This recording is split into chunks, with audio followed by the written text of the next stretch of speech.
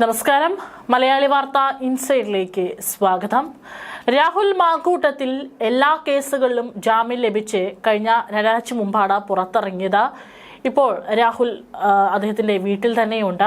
പാലക്കാട് മണ്ഡലത്തിലൊന്നും തന്നെ വീണ്ടും അദ്ദേഹം സജീവമായിട്ടില്ല എന്നുണ്ടെങ്കിലും താൽക്കാലികമായിട്ട് അദ്ദേഹത്തിനൊരു ആശ്വാസമായിരുന്നു എല്ലാ കേസുകളിലും ജാമ്യം ലഭിച്ചത്.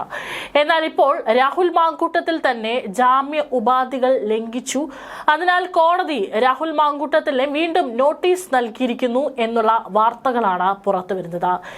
ഇതിൽ രണ്ടാമത്തെ ബാംഗ്ലൂരിൽ ജോലി ചെയ്യുന്ന കൊല്ലം സ്വദേശിനിയെ പീഡിപ്പിച്ചെന്ന കേസിലാണ് ഇപ്പോൾ ജാമ്യ ഉപാധി ലംഘിച്ചു എന്ന് പറയുന്നത്. രാഹുൽ മാങ്കൂട്ടത്തിൽ MLA നേരിട്ട് ഹാജരാകാനാണ് ഇപ്പോൾ കോടതി നോട്ടീസ് അയച്ചിരിക്കുന്നത്. മുൻകൂർ ജാമ്യം റദ്ദാക്കാതിരിക്കുന്നതിന് കാരണമുണ്ടെങ്കിൽ ബോധിപ്പിക്കണം. 27-ന് ഹാജരാകാനാണ് judicial first class magistrate Tania Mariam ജോസിന്റെ നിർദ്ദേശം. അതിജീവിതയെ സ്വാധീനിക്കുവാനോ ഫോണിലൂടെ ബന്ധപ്പെടാനോ പാടില്ലെന്ന ജാമ്യ ഉപാധിയിലുണ്ടായിരുന്നു. എന്നാൽ ഈ മാസം 16-ന് നെടുമങ്ങാട് ജുഡീഷ്യൽ മജിസ്ട്രേറ്റ് കോടതിയിൽ രഹസ്യമൊഴി നൽകിയ പരാതിക്കാരിയെ അടുത്ത ദിവസം രാത്രി 7:23 രാഹുൽ വാട്സപ്പ് കോൾ മുഖേന ബന്ധപ്പെടാൻ ശ്രമിച്ചു. രണ്ടാം ബലാത്സംഗ കേസിൽ രാഹുൽ മാങ്കൂട്ടത്തിൽ അതിജീവിതയെ ഫോണിൽ ബന്ധപ്പെടാൻ ശ്രമിച്ചത് രഹസ്യമൊഴി നൽകിയതിന് തൊട്ടടുത്ത ദിവസമായതിനാൽ തന്നെയാണ് ഇപ്പോൾ രാഹുലിനെ കുരുക്ക് മുറുകുന്നത്. രാഹുൽ വിളിച്ചതിന്റെ സ്ക്രീൻഷോട്ട് അടക്കമാണ് പരാതിക്കാരി പോലീസിന് പരാതി നൽകിയിരിക്കുന്നത്. രാഹുൽ ഫോൺ ചെയ്തപ്പോൾ എടുത്തില്ലെന്നും ഭീഷണിപ്പെടുത്താനാണെന്ന പേടി കാരണം കടുത്ത മാനസിക സംഘർഷം അനുഭവിച്ചെന്നും പരാതിയിൽ പറയുന്നുണ്ട്. ഏതായാലും രണ്ടാം പരാതിക്കാരിയുടെ ഈ ഒരു മൊഴി അത് രാഹുലിനെ കുരുക്കായി മാറാനുള്ള സാധ്യതയുണ്ട്. കാരണം ജാമ്യ ഉപാധികളാണ് ഇപ്പോൾ ലംഘിച്ചിരിക്കുന്നത്. ഇതേ തുടർന്ന് തന്നെ ജാമ്യം റദ്ദാക്കാൻ പബ്ലിക് പ്രോസിക്യൂട്ടർ കല്ലംപള്ളി മനു സമർപ്പിച്ച ഹർജിയോടൊപ്പമാണ് പരാതിക്കാരിയുടെ പരാതിയും മൊബൈൽ ഫോണിന്റെ സ്ക്രീൻഷോട്ടും ഹാജരാക്കിയിട്ടുള്ളത്. രാഹുലിന്റെ ജാമ്യ ഹർജി പരിഗണിക്കുന്ന വേളയിൽ പരാതിയോ പരാതിക്കാരിയോ ഇല്ലെന്ന് പ്രതിഭാഗം വാദിച്ചിരുന്നു. ഒരിടത്തും പരാതിക്കാരിയുടെ പേരോ പീഡനം നടന്നു എന്ന് ആരോപിക്കുന്ന തീയതിയോ സ്ഥലമോ വ്യക്തമാക്കാത്തതിനാൽ ഇതിൽ നിന്ന് പരാതിക്ക് പിന്നിൽ രാഷ്ട്രീയ പ്രേരിതമായ ഗൂഢാലോചനയാണെന്നും പ്രതിഭാഗം വാദിച്ചിരുന്നു. ഈ പശ്ചാത്തലത്തിലാണ് പരാതിക്കാരി മജിസ്ട്രേറ്റിന് മുന്നിൽ നേരിട്ടെത്തി രഹസ്യമൊഴി നൽകിയത്. അതിജീവിതയുടെ പരാതി ലഭിച്ചതിന് പിന്നാലെ രാഹുലിന്റെ ജാമ്യം റദ്ദാക്കണമെന്ന് ആവശ്യപ്പെട്ട് പ്രത്യേക അന്വേഷണ സംഘം തിരുവനന്തപുരം ഫസ്റ്റ് ക്ലാസ് മജിസ്ട്രേറ്റ് കോടതിയിൽ അപേക്ഷ സമർപ്പിക്കുകയായിരുന്നു. അതിജീവിതയെ ബന്ധപ്പെടാൻ ശ്രമിക്കരുതെന്ന ജാമ്യ വ്യവസ്ഥ ഉണ്ടായിരുന്നു. ഇത് ലംഘിച്ചെന്നാണ് പ്രത്യേക അന്വേഷണ സംഘം ചൂണ്ടിക്കാട്ടിയത്. പോലീസിന്റെ അപേക്ഷ പരിഗണിച്ച കോടതി രാഹുൽ മാങ്കൂട്ടത്തിൽ കോടതിയിൽ നേരിട്ട് ഹാജരാകണമെന്ന് ആവശ്യപ്പെട്ടിരുന്നു. ഈ മാസം 27-ന് ഹാജരാകാനായിരുന്നു കോടതി നിർദ്ദേശിച്ചത്.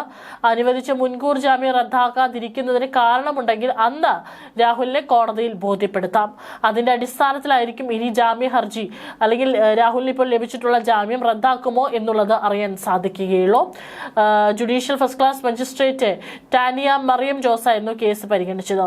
ഉപാധി ലംഘിച്ചെന്ന് കണ്ടെത്തിയാൽ രാഹുൽ മാങ്കൂട്ടത്തിന്റെ മുൻകൂർ ജാമ്യം കോടതി റദ്ദാക്കും.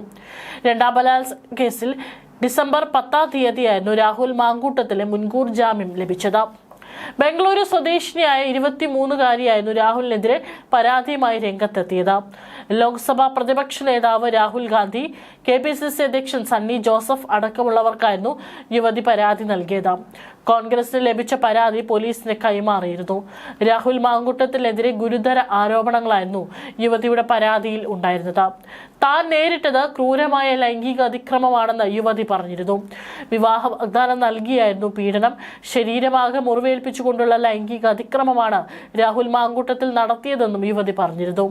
തന്റെ ടെലിഗ്രാം നമ്പർ സംഘടിപ്പിച്ച ശേഷമായിരുന്നു രാഹുൽ മാങ്കൂട്ടത്തിൽ താനുമായി അടുപ്പം സ്ഥാപിച്ചതെന്നും അതിജീവിത പരാതിയിൽ ചൂണ്ടിക്കാട്ടിയിരുന്നു.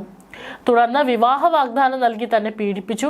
അവധിക്ക് നാട്ടിലെത്തിയ തന്നെ ഭാവി കാര്യങ്ങൾ സംസാരിക്കാനുണ്ടെന്ന് പറഞ്ഞ് രാഹുലിന്റെ സുഹൃത്ത് ഫെന്നി നൈനാന്റെ കാറിൽ ഒരു ഹോം സ്റ്റേയിൽ എത്തിച്ചു.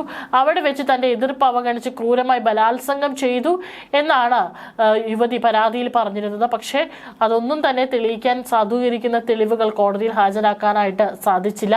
ഫെനിയെ അടക്കം ചോദ്യം ചെയ്ത് പോലീസ് വിട്ടയക്കുകയായിരുന്നു ചെയ്തിരുന്നത്. ഏതായാലും പക്ഷേ ഈ ആരോപണങ്ങൾ വലിയ രീതിയിലുള്ള ഒരു കോളിളക്കം തന്നെ തന്നെയായിരുന്നു സൃഷ്ടിച്ചിട്ടുണ്ടായിരുന്നത്. പക്ഷേ രാഹുൽ മാങ്കൂട്ടത്തിൽ അതിന് പിന്നാലെ തന്നെ കൃത്യമായിട്ട് അടുത്ത പരാതിയും ഉയർന്നു വന്നപ്പോഴും താൻ അത്തരത്തിൽ ഒരു പീഡനത്തിനും മുതിർന്നിട്ടില്ല എന്നുള്ളത് തന്നെയായിരുന്നു രാഹുൽ മാങ്കൂട്ടത്തിൽ കോടതിയിൽ വാദിച്ചിട്ടുണ്ടായിരുന്നത്. അതിന് പിന്നാലെ തന്നെ ശക്തമായിട്ട് രാഹുലിന്റെ ഭാഗത്തുള്ള രാഹുലിന്റെ വക്കീൽ കൃത്യമായി വാദിച്ചതിന് പിന്നാലെയായിരുന്നു രാഹുൽ മാങ്കൂട്ടത്തിലെ ജാമ്യം ലഭിച്ചിരുന്നത്. ഇപ്പോൾ ആ ജാമ്യ ഉപാധികളാണ് രാഹുൽ മാങ്കൂട്ടത്തിൽ ലംഘിച്ചിരിക്കുന്നു എന്നുള്ള ഇപ്പോൾ ആരോപണം ഉയർന്നിരിക്കുന്നത്. രാഹുൽ മാങ്കൂട്ടത്തിലെ വിവിധ കേസുകളിൽ ജാമ്യം ലഭിച്ചപ്പോൾ കോടതി മുന്നോട്ട് വെച്ച പ്രധാന ഉപാധികൾ അതിജീവിതയെ സ്വാധീനിക്കാനോ ഫോണിലൂടെ ബന്ധപ്പെടാനോ പാടില്ല എന്നതായിരുന്നു. അതിജീവിതയുമായുള്ള സമ്പർക്കം, കേസിലെ പരാതിക്കാരിയെ നേരിട്ടോ ഫോൺ വഴിയോ സ്വാധീനിക്കാൻ ശ്രമിക്കരുത്. വാട്സ്ആപ്പ് ഫോൺ കോൾ, പരാതിക്കാരിയെ വാട്സ്ആപ്പ് കോൾ മുഖേന ബന്ധപ്പെടാൻ ശ്രമിച്ചത് ജാമ്യ വ്യവസ്ഥയുടെ 5-ാം ഉപാധിയുടെ ലംഘനമായി പരാതിയിൽ ചൂണ്ടിക്കാട്ടിയിരിക്കുന്നു. അന്വേഷണവുമായി സഹകരിക്കുക, അതായിരുന്നു മറ്റൊന്ന്. പോലീസ് ആവശ്യപ്പെടുമ്പോൾ അന്വേഷണ സംഘത്തിന് മുന്നിൽ ഹാജരാകണം. ഈ ഉപാധികൾ ലംഘിച്ചാൽ ജാമ്യം റദ്ദാക്കി വീണ്ടും റിമാൻഡ് ചെയ്യാൻ കോടതിക്ക് അധികാരമുണ്ട്. അതുപോലെ എല്ലാ തിങ്കളാഴ്ചയും രാവിലെ 10-നും 11-നും ഇടയ്ക്ക് അന്വേഷണ ഉദ്യോഗസ്ഥയ്ക്ക് മുന്നിൽ എത്തി ഒപ്പിടണം. രാഹുലിനെ അറസ്റ്റ് ചെയ്താൽ ജാമ്യത്തിൽ വിടണം എന്നിങ്ങനെയാണ് ഉപാധികൾ. ഏതായാലും ആ ഉപാധികളിൽ ഒന്നാണ് ഇപ്പോൾ രാഹുൽ മാങ്കൂട്ടത്തിൽ ലംഘിച്ചിരിക്കുന്നത് എന്നാണ് അറിയാൻ സാധിക്കുന്നത്.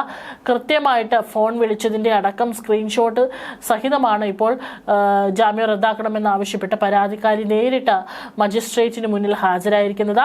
ഏതായാലും 27-നാണ് ഇനി രാഹുൽ മാങ്കൂട്ടത്തിലൂടെ ഹാജരാകാൻ ആവശ്യപ്പെട്ടിരിക്കുന്നത്.